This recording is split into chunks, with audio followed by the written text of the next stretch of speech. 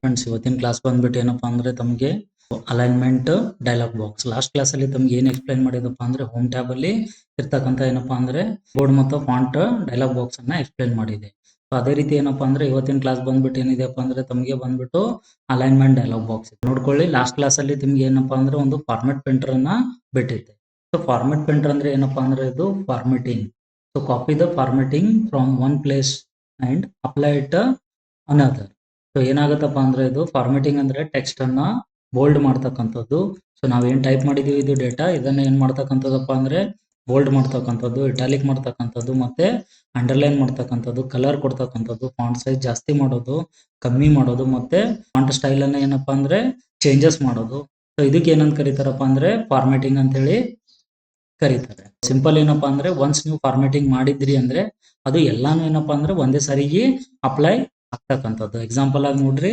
So ಏನ್ ಮಾಡಿದೀನಪ್ಪಾ ಅಂದ್ರೆ ಈಗ ನಾನು ಇದು ಸೆಲೆಕ್ಟ್ ಮಾಡಿದ್ದೀನಿ. ಏನಪ್ಪಾ ಅಂದ್ರೆ ಫಸ್ಟ್ ಸೀರಿಯಲ್ ನಂಬರ್ ಇರ್ತಕ್ಕಂಥ ಅದ್ವಿಕ್ ಅನ್ನೋದು ಏನ್ ಮಾಡಿದೀನಪ್ಪ ಅಂದ್ರೆ ರೋ ಅನ್ನ ಸೆಲೆಕ್ಟ್ ಮಾಡಿದ್ದೀನಿ. ಸೊ ಇದಕ್ಕೆ ಏನ್ ಮಾಡ್ತೀನಪ್ಪ ಅಂದ್ರೆ ಬೋಲ್ಡ್ ಮಾಡ್ತೀನಿ, ಇಟಾಲಿಕ್ ಮಾಡ್ತೀನಿ, ಅಂಡರ್ಲೈನ್ ಮಾಡ್ತೀನಿ. ಸೊ ಆಫ್ಟರ್ ದಟ್ ಏನಪ್ಪಾ ಅಂದ್ರೆ ಬಂದ್ಬಿಟ್ಟು ತಮ್ಗೆ ಇರ್ತಕ್ಕಂಥದ್ದು ಏನಪ್ಪಾ ಅಂದ್ರೆ ಕಲರ್ ಅನ್ನ ಕೊಡ್ತೀನಿ. ಕಲರ್ ಅನ್ನ ಕೊಟ್ಬಿಟ್ಟು ಸ್ವಲ್ಪ ಫಾಂಟ್ ಸ್ಟೈಲ್ ಏನಪ್ಪಾ ಅಂದ್ರೆ ಬಿಗ್ಗರ್ ಮಾಡ್ತೀನಿ. ಅವಾಗ ಏನಾಗುತ್ತಪ್ಪ ಅಂದ್ರೆ ಈ ಫಾರ್ಮೆಟಿಂಗ್ ಏನಾಗಿದೆಪ್ಪ ಅಂದ್ರೆ ಅಪ್ಲೈ ಆಗಿದೆ. ಅಂದ್ರೆ ಟೋಟಲಿ ನಾನಿಲ್ಲಿ ಎಷ್ಟು ಸ್ಟೆಪ್ ಗಳನ್ನ ತಗೊಂಡಿದ್ದೀನಿ ಅಂದ್ರೆ ಒಂದೇನಪ್ಪ ಅಂದ್ರೆ ಬೋಲ್ಡ್ ಮಾಡಿರೋದು, ಎರಡನೇದೇನಪ್ಪ ಅಂದ್ರೆ ಇಟಾಲಿಕ್ ಮಾಡಿರೋದು, ಮೂರನೇದೇನಪ್ಪ ಅಂದ್ರೆ ಅಂಡರ್ಲೈನ್ ಮಾಡಿರೋದು, ಮತ್ತೆ ಕಲರ್ ಅನ್ನ ಕೊಟ್ಟಿರೋದು, ಫಾಂಟ್ ಸೈಜ್ ಅನ್ನ ಹೆಚ್ಚಿಗೆ ಮಾಡಿದ್ದು. ಟೋಟಲ್ ಫಾರ್ಮೆಟಿಂಗ್ ಎಷ್ಟಪ್ಪ ಅಂದ್ರೆ 5 ಸ್ಟೆಪ್ ಅನ್ನ ಅಪ್ಲೈ ಮಾಡಿದ್ದೀನಿ. ಸೊ 5 ಸ್ಟೆಪ್ ಗಳನ್ನ ಒಂದೇ ಸಾರಿ ತಮಗೆ ಬೇಕಾಗಿತ್ತಪ್ಪ ಅಂದ್ರೆ ಈ ಫಾರ್ಮೆಟ್ ವೆಂಟರ್ ಮೇಲೆ ಕ್ಲಿಕ್ ಮಾಡಿ. ಸೊ ಕ್ಲಿಕ್ ಮಾಡಿದಾದ್ಮೇಲೆ ನೋಡಿ ಇದು ಒಂದು ಆಪ್ಷನ್ ಬರುತ್ತೆ ನಿಮ್ಗೆ. ಸೊ ಇದೇನ್ ಕಾಣಿಸ್ತಾ ಇದೆ ಪ್ಲಸ್ ಸೈನ್ ಪಕ್ಕದಲ್ಲಿ. ಸೊ ಆಪ್ಷನ್ ಏನಾಗುತ್ತಪ್ಪ ಅಂದ್ರೆ ತಮ್ಗೆ ಕಾಣಿಸುತ್ತೆ. ಒನ್ಸ್ ಕ್ಲಿಕ್ ಮಾಡಿದ್ರೆ ಏನಾಗುತ್ತಪ್ಪ ಅಂದ್ರೆ it will apply only one time. So ಅದೇ ನೀವು ಏನಾದ್ರೂ ಡಬಲ್ ಕ್ಲಿಕ್ ಮಾಡಿದ್ರೆ ಏನಾಗ್ತದಪ್ಪ ಅಂದ್ರೆ ತಮ್ಗೆ ಎಷ್ಟು ಸರಿ ಬೇಕಾಗಿದೆ ಅಷ್ಟು ಸರಿ ತಾವು ಏನ್ ಮಾಡ್ಬೋದಪ್ಪ ಅಂದ್ರೆ ಟೈಪ್ ಅನ್ನ ಎಷ್ಟು ಸರಿ ಬೇಕಾಗಿದೆ ಅಷ್ಟು ಸರಿ ಏನಪ್ಪಾ ಅಂದ್ರೆ ಅಪ್ಲೈ ಮಾಡಬಹುದು. ಸೊ ಇದು ಅಷ್ಟೇ ಅಲ್ಲ, ಅಟ್ ಅ ಟೈಮ್ ಒಂದೇ ಸಾರಿ ಮಾಡ್ತಿರಂದ್ರು ಕೂಡ ಏನಪ್ಪಾ ಅಂದ್ರೆ ಮಾಡಬಹುದು. ಇದೇ ತಗೊಂಡ್ಬಿಟ್ಟು ಏನಪ್ಪಾ ಅಂದ್ರೆ ಸೆಲೆಕ್ಟ್ ಮಾಡ್ಕೊಂಡ್ಬಿಟ್ಟು ಡಬಲ್ ಕ್ಲಿಕ್ ಮಾಡಿದ ತಕ್ಷಣ ಏನಪ್ಪಾ ಅಂದ್ರೆ ಮತ್ತೆ ಕ್ಲಿಕ್ ಮಾಡ್ಬಿಟ್ಟು ಎಲ್ಲಿವರೆಗೂ ತಮಗೆ ಬೇಕಾಗಿದೆ ಅಲ್ಲಿವರೆಗೂ ಸೆಲೆಕ್ಟ್ ಮಾಡ್ಬಿಟ್ಟು ತಾವೇನಾದ್ರೂ ಡ್ರ್ಯಾಗ್ ಅಂಡ್ ಡ್ರಾಪ್ ಮಾಡಿದ್ರೆ ಅಷ್ಟಕ್ಕೂ ಕೂಡ ಏನಾಗುತ್ತಪ್ಪ ಅಂದ್ರೆ ಇದು ಫಾರ್ಮೆಟ್ ಪೇಂಟರ್ ಆಪ್ಷನ್ ಏನಾಗುತ್ತಪ್ಪ ಅಂದ್ರೆ ಯೂಸ್ ಆಗುತ್ತೆ. ಸೊ ಫಾರ್ಮೆಟ್ ಪೇಂಟರ್ ಅಂದ್ರೆ ನೋಡಿ ಅಲ್ಲಿ ತಾವು ಎಷ್ಟು ಸಾರಿ ಸ್ಟೈಲ್ ಅನ್ನ ಅಪ್ಲೈ ಮಾಡ್ತೀರಾ. ಸೊ ಬೇರೆ ಕಡೆ ಏನಪ್ಪಾ ಅಂದ್ರೆ ಅದು ಒಂದೇ ಸಾರಿ ಏನಾಗುತ್ತಪ್ಪ ಅಂದ್ರೆ ಅಪ್ಲೈ ಆಗುತ್ತೆ. ನೋಡಿ ಇದನ್ನ ತೆಗಿಬೇಕಾಗಿದ್ರೆ ಮತ್ತೆ ಕೀಬೋರ್ಡ್ ಅಲ್ಲಿ ಇರ್ತಕ್ಕಂಥ ಎಸ್ಕೇಪ್ ಕೀಯನ್ನ ಪ್ರೆಸ್ ಮಾಡಬೇಕು.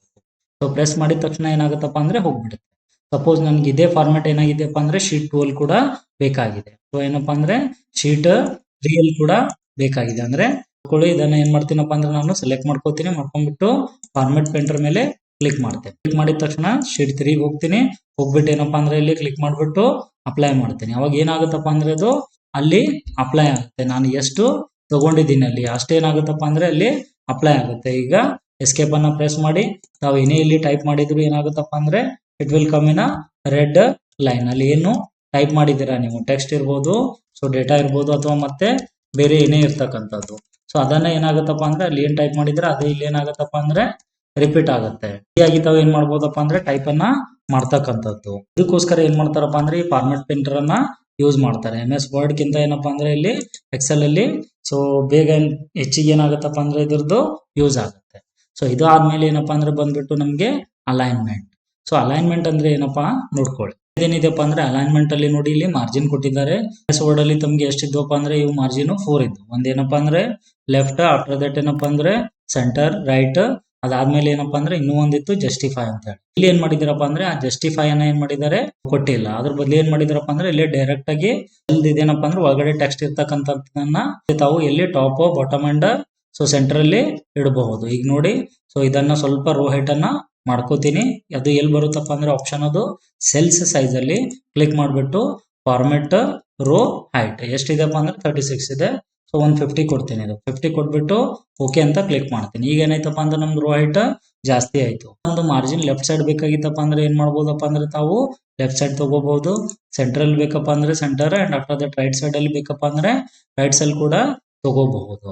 ಮತ್ತೆ ಅದೇ ರೀತಿ ಏನಾಗುತ್ತಪ್ಪ ಅಂದ್ರೆ ಇಲ್ಲಿ ಮೇಲ್ಗಡೆ ಸೆಲ್ ಒಳಗಡೆ ಟಾಪ್ ಅಲ್ಲಿ ಬೇಕಂದ್ರೆ ಟಾಪ್ ಅಲ್ಲಿ ತಗೋಬಹುದು. ಸೆಲ್ ಒಳಗಡೆ ಮಿಡಲ್ ಅಲ್ಲಿ ಬೇಕಪ್ಪ ಅಂದ್ರೆ ಮಿಡಲ್ ಅಲ್ಲಿ ತಗೋಬಹುದು. ಮತ್ತೆ ಬಾಟಮ್ ಅಲ್ಲಿ ಬೇಕಪ್ಪ ಅಂದ್ರೆ ಬಾಟಮ್ ಅಲ್ಲಿ ಕೂಡ ತಗೋಬಹುದು. ಬೆಟರ್ ಏನಪ್ಪಾ ಅಂದ್ರೆ ಎಲ್ಲರೂ ಎಲ್ಲಿಡ್ತಾರಪ್ಪ ಅಂದ್ರೆ ಮಿಡಲ್ ಅಂಡ್ ದಿಸ್ ಒನ್ ಏನಪ್ಪಾ ಅಂದ್ರೆ ಸೆಂಟರ್ ಆಪ್ಷನ್ ಇದನ್ನ ಯೂಸ್ ಮಾಡ್ತಾರೆ. ತಮ್ಗೆ ಎಲ್ಲಿ ಬೇಕಾಗಿದೆ ಅದನ್ನ ಈ ಮಾರ್ಜಿನ್ ಅನ್ನ ತಾವು ಯೂಸ್ ಮಾಡ್ಕೋಬಹುದು. ನೆಕ್ಸ್ಟ್ ಒನ್ ಅದಾದ್ಮೇಲೆ ಏನಿದೆಪ್ಪ ಅಂದ್ರೆ ತಮ್ಗೆ ಇಲ್ಲಿ ಸೆಲ್ ಕಂಟೆಂಟ್ ಅಂದ್ರೆ ಅದ್ರ ಒಳಗಡೆ ಏನಿದೆ ಇಂಡೆಂಟ್ ಅದು ಏನಾಗುತ್ತಪ್ಪ ಅಂದ್ರೆ ಮಾರ್ಜಿನ್ ಸ್ವಲ್ಪ ಮುಂದ್ಗಡೆ ಬರುತ್ತೆ. ಮಾರ್ಜಿನ್ ಏನಾಗುತ್ತಪ್ಪ ಅಂದ್ರೆ ಇದು ಸ್ವಲ್ಪ ಮುಂದ್ಗಡೆ ಹೋಗುತ್ತೆ. ಅದೇ ರೀತಿ ಇದು ಮಾರ್ಜಿನ್ ಏನಾಗುತ್ತಪ್ಪ ಅಂದ್ರೆ ಇಲ್ಲಿ ಕ್ಲಿಕ್ ಮಾಡಿದ ತಕ್ಷಣ ಈ ಮಾರ್ಜಿನ್ ಏನಾಗುತ್ತಪ್ಪ ಅಂದ್ರೆ ಮತ್ತೆ ಇಂಡೆಂಟ್ ಸ್ವಲ್ಪ ಲೆಫ್ಟಿಗೆ ಬರುತ್ತೆ. ಸೊ ತಮ್ಗೆ ರೈಟ್ ಸೈಡ್ ಬೇಕಲ್ಲಿ ರೈಟ್ ಸೈಡ್ ತಗೋಬಹುದು, ಅಥವಾ ಮತ್ತೆ ಲೆಫ್ಟ್ ಸೈಡ್ ಅಲ್ಲಿ ಬೇಕಂದ್ರೆ ಲೆಫ್ಟ್ ಸೈಡ್ ಕೂಡ ಏನ್ ಮಾಡ್ಬೋದಪ್ಪ ಅಂದ್ರೆ ತಾವು ಇಂಡೆಂಟ್ ಅನ್ನ ತಗೋಬಹುದು.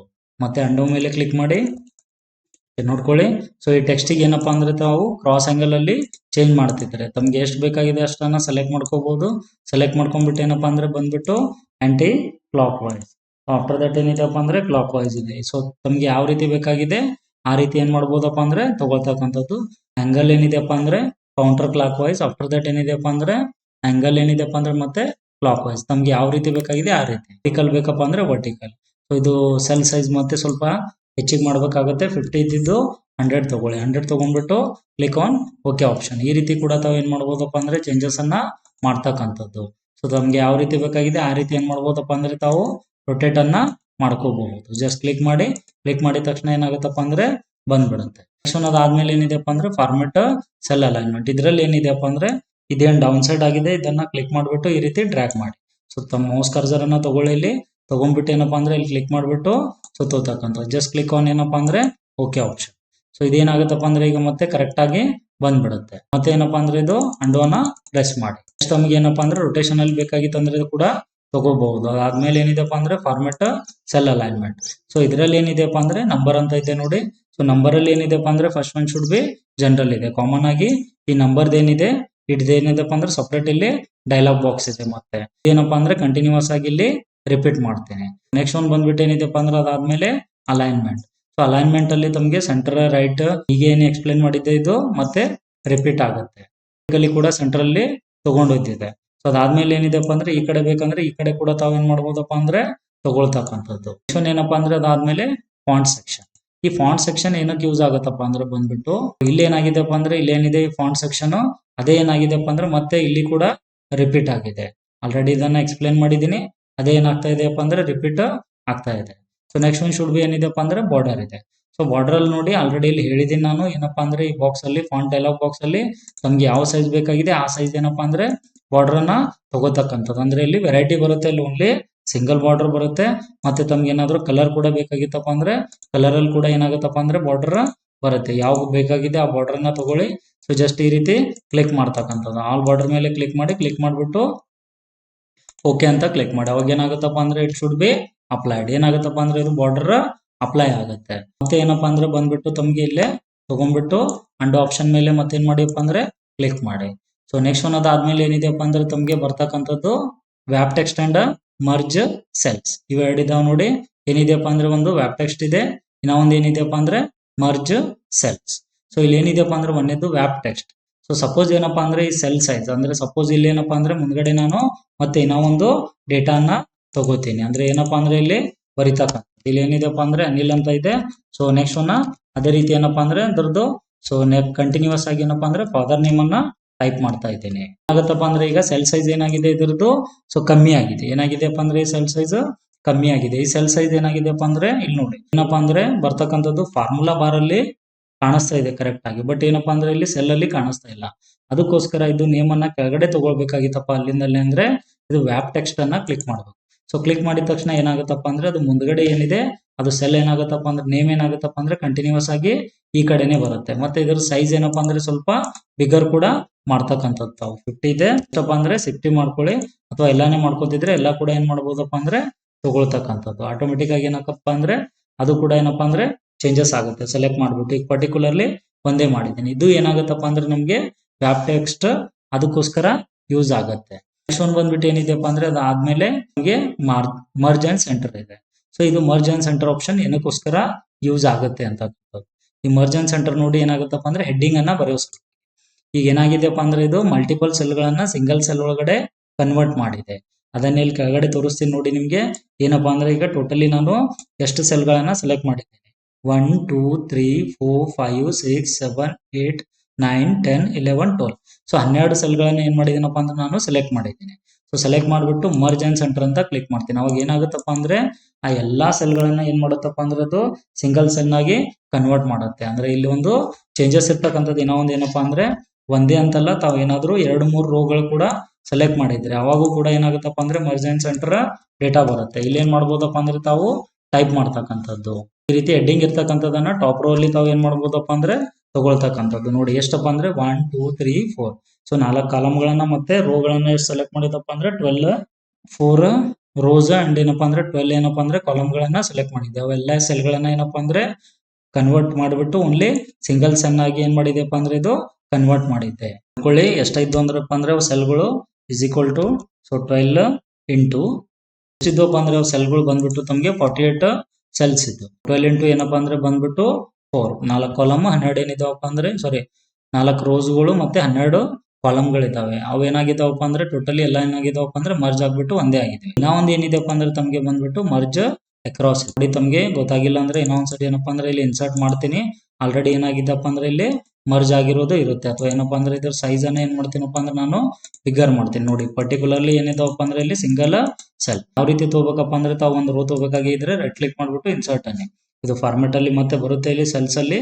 ಸೊ ರಿಪೀಟ್ ಮಾಡ್ತೀನಿ. ಬಟ್ ಏನಿದೆಪ್ಪ ಅಂದ್ರೆ ಒಂದು ರೋ ಅನ್ನ ತಗೋಬೇಕಾಗಿದ್ರೆ ರೈಟ್ ಕ್ಲಿಕ್ ಮಾಡ್ಬಿಟ್ಟು ಇನ್ಸರ್ಟ್ ಏನಪ್ಪಾ ಅಂದ್ರೆ ರೋ ಅಂತ ಕ್ಲಿಕ್ ಮಾಡ್ತಕ್ಕಂಥದ್ದು. ಸೆಲೆಕ್ಟ್ ಮಾಡ್ಕೊಳ್ಳಿ. ಮಾಡ್ಕೊಂಡ್ಬಿಟ್ಟು ಏನಪ್ಪಾ ಅಂದ್ರೆ ಇಲ್ಲಿ ಮರ್ಜ್ ಅಂಡ್ ಸೆಂಟರ್ ಇದ್ರ ಮೇಲೆ ಕ್ಲಿಕ್ ಮಾಡಿದ ತಕ್ಷಣ ಏನಾಗುತ್ತಪ್ಪ ಅಂದ್ರೆ ಇದು ಬಂದ್ಬಿಟ್ಟು ಮರ್ಜ್ ಆಗುತ್ತೆ. ಕೂಡ ಏನ್ ಮಾಡ್ಬೋದಪ್ಪ ಅಂದ್ರೆ ತಾವು ಹೆಡ್ಡಿಂಗ್ ಅನ್ನ ತೋತಕ್ಕಂಥದ್ದು. ಬಿಟ್ಟು ಇಲ್ಲಿ ಸ್ಕೂಲ್ ನೇಮ್ ಹಾಕ್ತಿದ್ರೆ ಹಾಕ್ಬೋದು, ಅಥವಾ ಸೊ ಕ್ಲಾಸ್ ನೇಮ್ ಅಲ್ಲಿ ಕೂಡ ಹಾಕ್ತಿದ್ರೆ ಅಂದ್ರೆ ಕ್ಲಾಸ್ ಏನಪ್ಪಾ ಅಂದ್ರೆ ಫಸ್ಟ್ ಸ್ಟ್ಯಾಂಡರ್ಡ್ ಸೆಕೆಂಡ್ ಸ್ಟ್ಯಾಂಡರ್ಡ್ ಏನ್ ತಗೋತೀರ ಅದನ್ನ ತೋತಕ್ಕಂಥದ್ದು. ಈಗ ಏನಪ್ಪಾ ಅಂದ್ರೆ ನೋಡಿ ಇದು ಫಾರ್ಮೆಟಿಂಗ್ ನಾನು ಇಲ್ಲಿ ಅಪ್ಲೈ ಮಾಡ್ಬೇಕಾಗಿತ್ತು ಅಂದ್ರೆ ಸಿಂಪಲ್ ಏನಪ್ಪಾ ಅಂದ್ರೆ ಸೆಲೆಕ್ಟ್ ಮಾಡ್ಕೋಬೇಕು, format country and click here. So automatic ಆಗಿ ಏನಾಗುತ್ತಪ್ಪ ಅಂದ್ರೆ ಅದು ಅಪ್ಲೈ ಆಗುತ್ತೆ. ಈ ರೀತಿ ಏನಪ್ಪಾ ಅಂದ್ರೆ ನಾವು ಮರ್ಜ್ ಅಂಡ್ ಸೆಂಟರ್ ಅನ್ನ ತಗೊಳ್ತಕ್ಕಂಥದ್ದು. ಸೊ ಅದಾದ್ಮೇಲೆ ಏನಿದೆಪ್ಪ ಅಂದ್ರೆ ಇನ್ನೂ ಒಂದಿದೆ ಏನಪ್ಪಾ ಅಂದ್ರೆ ಮರ್ಜ್ ಅಕ್ರಾಸ್. ಈ ಮರ್ಜ್ ಅಕ್ರಾಸ್ ಏನಕ್ಕೋಸ್ಕರ ಯೂಸ್ ಆಗುತ್ತೆ ಅಂತಕ್ಕಂಥದ್ದು. ಮರ್ಜ್ ಅಕ್ರಾಸ್ ಅಂತಕ್ಕಂಥದ್ದು ಏನಪ್ಪಾ ಅಂದ್ರೆ ಸೆಲೆಕ್ಟ್ ಮಾಡ್ಕೊಳ್ಳಿ. ಮಾಡ್ಕೊಂಡ್ಬಿಟ್ಟು ನೋಡಿ ಟೋಟಲ್ ಎಷ್ಟು ಮಾಡಿದೀನಪ್ಪ ಅಂದ್ರೆ ಇಲ್ಲಿ 3 ರೋಸ್ ಗಳನ್ನ ಮಾಡಿದೀನಿ. ಮತ್ತೆ ಕಾಲಮ್ ಎಷ್ಟಿದೆ ಅಂತಕ್ಕಂಥದ್ದು. ಕಾಲಮ್ ಬಂದ್ಬಿಟ್ಟು ಏನಪ್ಪಾ ಅಂದ್ರೆ same as it is 12 column ಇದೆ. ಸೊ ಸೆಕೆಂಡ್ ಒನ್ ಆಪ್ಷನ್ ಮೇಲೆ ತಾವೇನಾದ್ರೂ ಕ್ಲಿಕ್ ಮಾಡಿದ್ರೆ it will merge only columns. ರೋಗಳನ್ನ ಏನಪ್ಪಾ ಅಂದ್ರೆ ಇದು ಮರ್ಜ್ ಮಾಡಂಗಿಲ್ಲ. ಏನ್ ಮಾಡುತ್ತಪ್ಪ ಅಂದ್ರೆ ಬರೀ ಕಾಲಮ್ ಗಳನ್ನ ಮರ್ಜ್ ಮಾಡುತ್ತೆ. ಮರ್ಜ್ ಅಕ್ರಾಸ್ ಅಂತಕ್ಕಂಥದ್ದು ಅಂದ್ರೆ ಸಿಂಗಲ್ ಸೆಲ್ ಬದಲಿ ಏನ್ ಮಾಡುತ್ತಪ್ಪ ಅಂದ್ರೆ ಬರೀ ಕಾಲಮ್ ಗಳನ್ನ ಮರ್ಜ್ ಮಾಡುತ್ತೆ. ಮರ್ಜ್ ಸೆಲ್ಸ್ ಅಂದ್ರೆ ಏನಾಗುತ್ತಪ್ಪ ಅಂದ್ರೆ ಪರ್ಟಿಕ್ಯುಲರ್ಲಿ ಎಷ್ಟಿದಾವೆ ಅದನ್ನ ಏನ್ ಮಾಡುತ್ತಪ್ಪ ಅಂದ್ರೆ ಪೂರ್ತಿಯಾಗಿ ಮರ್ಜ್ ಮಾಡುತ್ತೆ. ನೋಡ್ಕೊಳ್ಳಿ ಕ್ಲಿಕ್ ದೇರ್ ಮರ್ಜ್ ಸೆಲ್ ಅಂದ್ರೆ ಸೆಂಟ್ರಲ್ಲಿ ತಗೊಳ್ಳೋದಿಲ್ಲ. ಸೊ ನಿಮ್ ಡೇಟಾ ಎಲ್ಲಿದೆ ಅಲ್ಲಿ ಏನಾಗುತ್ತಪ್ಪ ಅಂದ್ರೆ ಮತ್ತೆ ತಾವು ಏನ್ ಮಾಡ್ಬೋದಪ್ಪ ಅಂದ್ರೆ ಮತ್ತ ಟೈಪ್ ಮಾಡ್ತಕ್ಕಂಥದ್ದು. ಸೊ ತಮ್ಗೆ ಏನ್ ಬೇಕಾಗಿದೆ ಅದನ್ನ ಕೂಡ ತಗೋಬಹುದು. ಇದು ಬಂದ್ಬಿಟ್ಟು ಏನಿದೆಪ್ಪ ಅಂದ್ರೆ ತಮ್ಗೆ ಮರ್ಜ್ ಸೆಲ್ಸ್. ಅನ್ಮರ್ಜ್ ಸೆಲ್ಸ್ ಅಂದ್ರೆ ಈಗ ಮರ್ಜ್ ಮಾಡಿದ್ದು ನಮ್ಗೆ ಬೇಡ ಆಗಿತ್ತಂದ್ರೆ ಮತ್ತೆ ಅಲ್ಲೇ ಕ್ಲಿಕ್ ಮಾಡಿ ಆಟೋಮೆಟಿಕ್ ಆಗಿ ಏನಾಗುತ್ತಪ್ಪ ಅಂದ್ರೆ ಅನ್ಮರ್ಜ್ ಆಗ್ಬಿಡುತ್ತೆ. ಸೆಲೆಕ್ಟ್ ಮಾಡ್ಕೊಳ್ಳಿ. ಮಾಡ್ಕೊಂಡ್ಬಿಟ್ಟು ಇದು ಕೂಡ ಏನಪ್ಪಾ ಅಂದ್ರೆ ಅನ್ಮರ್ಜ್ ಸೆಲ್ಸ್ ಇದ್ರ ಮೇಲೆ ಕ್ಲಿಕ್ ಮಾಡಿ ಆಟೋಮೆಟಿಕ್ ಆಗಿ ಏನಾಗುತ್ತಪ್ಪ ಅಂದ್ರೆ ಇದು ಹೋಗ್ಬಿಡುತ್ತೆ. ಇದೇನೈತಪ್ಪ ಅಂದ್ರೆ ತಮ್ಗೆ so merge cells and after that ಏನಿದೆಯಪ್ಪ ಅಂದ್ರೆ ಅಲೈನ್ಮೆಂಟ್ ಅಂದ್ರೆ ಏನಪ್ಪಾ ಅಂದ್ರೆ ಸಾರಿ ಫಾರ್ಮೆಟ್ ಪೇಂಟರ್ ಇದರಲ್ಲಿ. ಮತ್ತೆ ಅದಾದ್ಮೇಲೆ ಏನಿದೆಯಪ್ಪ ಅಂದ್ರೆ alignment dialogue box. So next one ಬಂದ್ಬಿಟ್ಟು ಏನಿದೆಯಪ್ಪ ಅಂದ್ರೆ ತಮ್ಗೆ ನಂಬರ್ ಡೈಲಾಗ್ ಬಾಕ್ಸ್. ಸೊ ಇದನ್ನ ಕೂಡ ಏನಪ್ಪಾ ಅಂದ್ರೆ ತಮ್ಗೆ ನೆಕ್ಸ್ಟ್ ಕ್ಲಾಸ್ ಅಲ್ಲಿ ಎಕ್ಸ್ಪ್ಲೇನ್ ಮಾಡ್ತೇನೆ. ಸೊ ಇವತ್ತಿನ ಕ್ಲಾಸ್ ಬಂದ್ಬಿಟ್ಟು ಏನು ಫ್ರೆಂಡ್ಸ್ ಇಷ್ಟು. ಆದ್ರೆ ನಮ್ಮ ಚಾನೆಲ್ ಅನ್ನ ಹೊಸದಾಗಿ ನೋಡ್ತಾ ಇದ್ರೆ ಏನ್ ಮಾಡ್ಬೇಕಪ್ಪ ಅಂದ್ರೆ ಬಂದ್ಬಿಟ್ಟು ಲೈಕ್ ಮಾಡಿ, ಕಮೆಂಟ್ ಮಾಡಿ, ಸಬ್ಸ್ಕ್ರೈಬ್ ಮಾಡಿ, ಅದೇ ರೀತಿ ನಿಮ್ ಫ್ರೆಂಡ್ಸ್ ಹತ್ರ ಶೇರ್ ಮಾಡಿ. Thank you friends.